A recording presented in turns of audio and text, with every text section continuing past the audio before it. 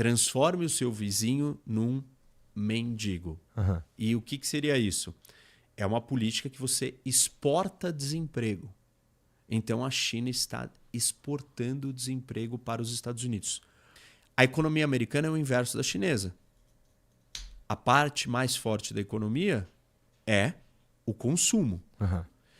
Então, veja, você você tem um excesso de produtividade porque você criou esse modelo. Porque esse modelo te fez crescer muito rápido. Porque esse modelo é muito eficiente no começo, quando você tem baixo investimento, quando você está quebrado, quando você não tem infraestrutura. E a China veio de Mao, veio de guerra civil, veio de ocupação japonesa. Ela precisava gastar com tudo isso. E fez sentido ela gastar. Só que chega uma hora que esse modelo não dá mais resultado. E aí você tem muita produtividade. Você não consegue vender ou você não consegue consumir isso internamente. Aí você tem 3 opções. Ou você produz e joga fora o que você produz. Isso não é Parece um caminho inteligente. para a riqueza. É. Não vai dar certo. Ou você pega essa produção e fala, eu vou diminuir a produção. Eu vou adequar o meu tamanho. E aí o que você vai ter que fazer para fazer isso? Fechar a fábrica. Demitir gente. Diminuir a produção. E você vai entrar numa recessão econômica. A China não quer isso. Bom, como você disse lá, a principal fonte de riqueza dos caras é o setor produtivo. Isso.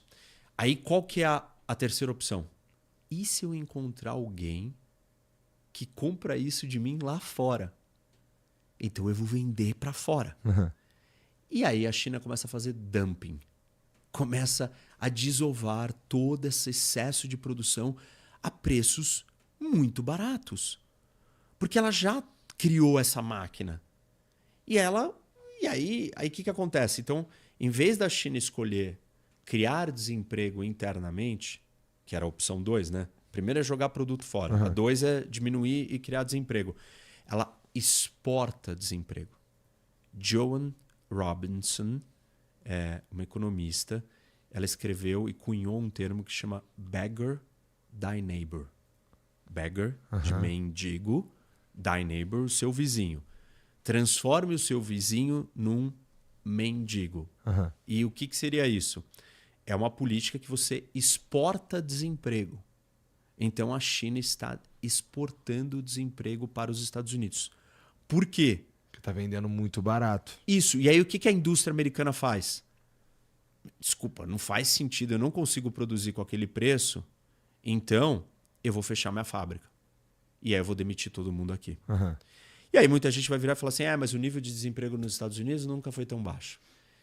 Bom, primeiro, assim, parênteses aqui, né? Eu estou explicando um recorte da coisa. Eu não estou explicando a teoria inteira. Tem 1 milhão de coisas que os caras vão ficar falando, mas então não sei o quê. Não.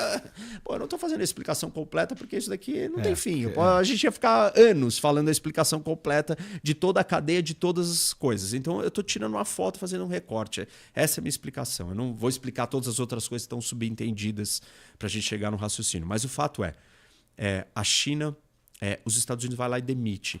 Aí você fala, mas o nível de desemprego nos Estados Unidos é super baixo. Mas numa área específica não é. No setor industrial. E esse é o problema. Então, Mas as empresas estadunidenses, elas não entregam mesmo essa parte, a mão de obra, a parte mais low-tech das coisas para a China mesmo? Tipo, não é intencional jogar para lá para que eles façam isso e a gente só compre o troço mais prontinho? Se o outro for mais produtivo do que eu, sim. Aí faz sentido eu fazer isso. Uhum. Agora, se o outro não é mais produtivo de verdade, existe uma grande distorção no sistema. E alguém vai pagar essa conta em última instância. Quem está pagando essa conta? O trabalhador americano, o consumidor americano, por um lado nocivo. Claro que o consumidor americano está comprando coisas baratas. Eu não estou dizendo que não está acontecendo isso. Mas a consequência de políticas de beggar thy neighbor são endividamento das famílias americanas. Ou endividamento de famílias. Ponto. 1. 2. Aumento da dívida do país. Por quê? Aumenta o déficit. Por que aumenta o déficit? Porque simplesmente você tem um dinheiro entrando barato, isso faz um governo gastar mais do que ele arrecada e cortar imposto. Então, cria um incentivo errado para o governo americano aumentar o seu déficit. Então, essa é a segunda consequência. Entendi. A terceira é déficit comercial. Não só um déficit comercial baseado em você é mais competitivo do que eu, não adianta eu querer produzir insider. Você produz a insider melhor do que eu. Inclusive usa o cupom FLOW. Então, essa é a diferença. E aí, e do lado chinês, o que está acontecendo? O trabalhador chinês está carregando nas costas toda essa história para a economia chinesa crescer rápido. E tudo bem ter usado esse modelo até agora. Agora o modelo teria que mudar.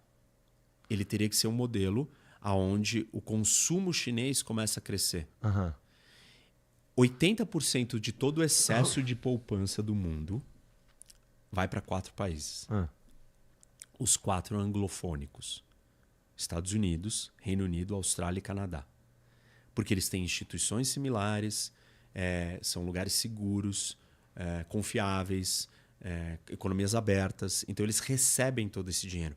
Quando eles recebem todo esse dinheiro, eles serão deficitários. Certo? Comercialmente. No comércio deles. E aí, quando ele é deficitário, tipo assim, isso começa a criar outros problemas. E no caso, para o Trump, cria um problema exatamente com a base eleitoral dele.